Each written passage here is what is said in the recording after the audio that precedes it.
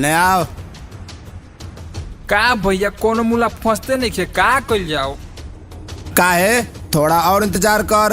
अब कतना इंतजार करे, कोनो फंसते नहीं खे। जाके देख आई कौनो, रोकियो करा के। ठीक बा, देखे के ठीक बा। आज हमार तलवार भुखाइल बा।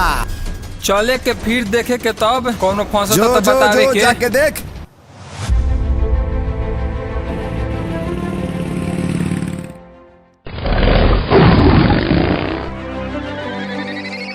भैया लागत कोनो आवता। देख देख देखता। हौका आवता हौका। आज तो इनकरा के लूटिए लेवे के बा, आज इनकरा के नहीं छोड़े के। ए रोका रोका रोका रोका रोका रोका रोका रोका रोका। कहाँ कहाँ जाता रहो? का बात बा भाई? रंगदारी के टैक्स लेवे के बा। रंगदारी के टैक्स लेबो हाँ। त हर बाप के ई रोड ह। बाप के भले ना हो, रोड हमार हो। ई रोड सरकार के ह, तो हर बाप के ना ह। सरकार बना के चल गइल बा, लेकिन रंगदारी हमी के चले लाई जा। ए रोड से जाए के बाद तो तारा टैक्स देवे के बा रंगदारी के। ना देब तब? ना देबो तो गाड़ी साइड में लगाओ। ए मारम खोपड़िया में 6 गोली 6 छेद हो जाई। अभी चिन्ह तोड़ा कि ना? ए का बोल रे? पैसा नहीं खे देत। टैक्स लागेला।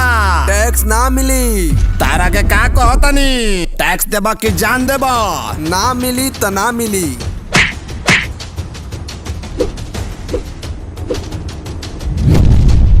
अरे आज तो इतनी मार मारो, टैक्स लिहल भूला जी। धैर्य रहिए भैया, धैर्य रहिए, आवत नहीं, धैर्य रहिए।